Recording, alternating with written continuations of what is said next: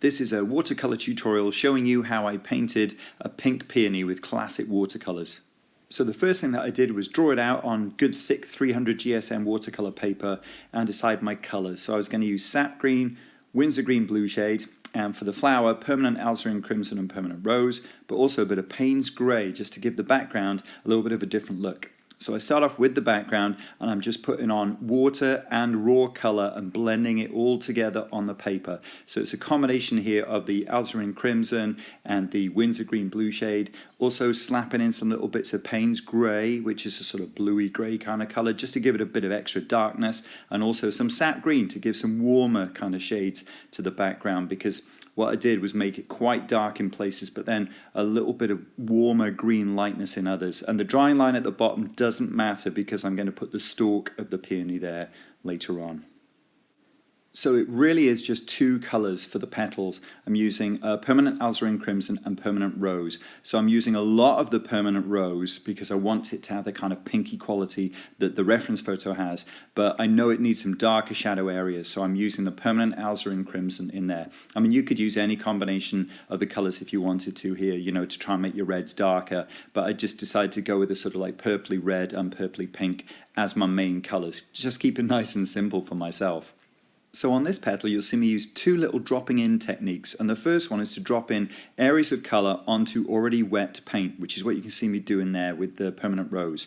Then the other thing that I'll do is drop in some little blobs of clean water which spread outwards in the wet paint as well, and give this idea that perhaps there's a gentle kind of bending or undulation to the leaf, kind of like when you're painting on thin watercolour paper and it starts to cockle and get those kind of like wobbly kind of effect to it.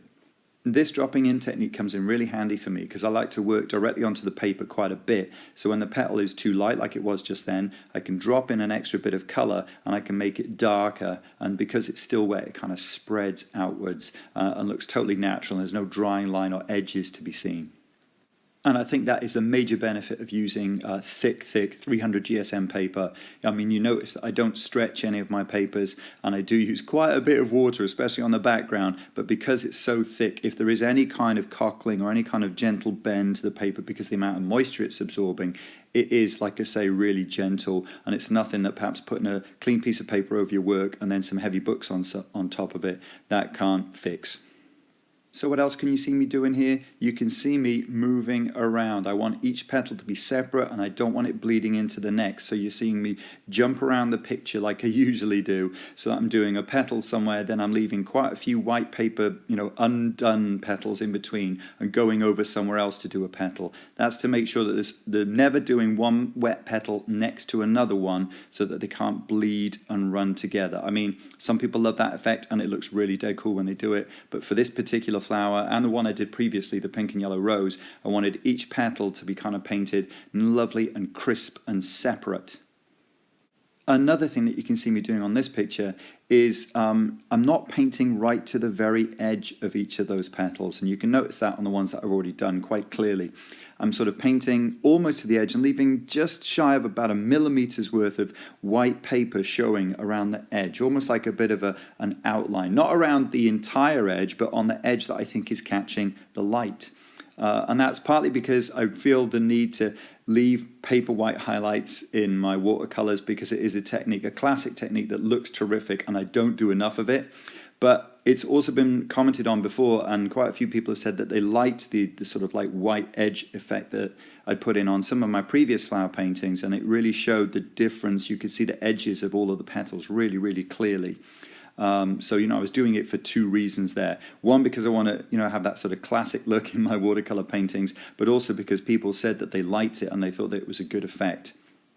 So you can see me using that dropping in effect quite a bit still, even on this big petal here. I'm putting on pure color, blending it with a bit of water, but then a big fat slap of clean water there to blend that in so it goes from dark to light, and then a big slap of color, which again I add clean water to. So I'm looking to get that kind of gentle bend, kind of almost wavy effect to the petals. and it is a really nice effect to use with flowers and so on, because it's a soft effect and you get a really nice soft quality from dropping in clean water or dark colour while the base colour you've put on is still wet, because it just sort of floods outwards a little bit and it's really like soft gauzy kind of effect. It can be a little bit out of your control, I admit that, and that's one of the nice things, and that's part of the reason I'm doing it as well, because I tend to do very controlled watercolours. So this is an attempt, or like a technique, which makes me just sort of drop things in and kind of sit back and say, okay, let's see how it goes, kind of thing, instead of trying to control absolutely every single tiny little bit of the painting.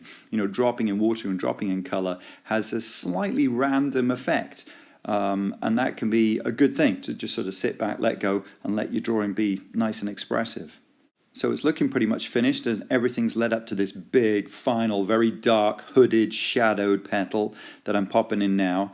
And after I'd done this one, I felt that it was really nice and dark, but it then rendered a lot of the rest of the painting a bit too pale, perhaps, in its shadow areas.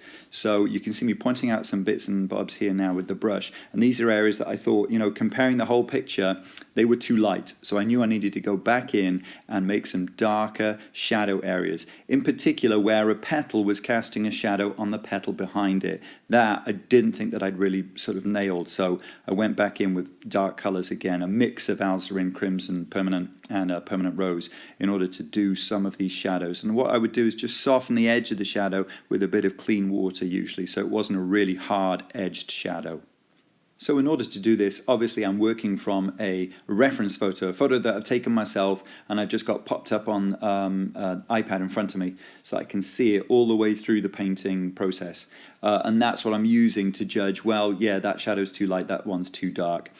So when I'm going in here and I'm making these changes, what I'm really trying to do is give it extra depth. It was looking too flat in places. Lovely and colourful, but not a strong enough depth. I really want to feel as though those petals are popping out towards you, or somewhere in the background, and that you could hopefully, you know, put your hand into the picture and hold the sort of delicate edge of that petal. And I know that really the only way I'm going to get to do that is by adding these kind of like stronger shadows, leaving the nice light highlights, so you've got that really strong contrast between dark and light in the picture. So it's almost done, and remember I said not to worry about that drying line at the bottom of the background because I was going to put a stalk in it. Well, that's virtually the last little thing that I do, pop in the stalk underneath the peony. So a request was made last month that I put the painting next to the photograph for a comparison, and here they are next to each other, and I got to admit I'm absolutely staggered at the colour difference between the photo and the original painting, because I thought all the way going along using Permanent Rose it was just as pink as the photo. But it's quite red. Anyway, I'm really pleased with it. Let me know in the comments below what you thought. And also, if you haven't watched my pink and yellow rose in classic watercolors, then there's a link for that below. And you might want to check that out as well, because it's a watercolor painting, but with a very different palette. Thanks for watching.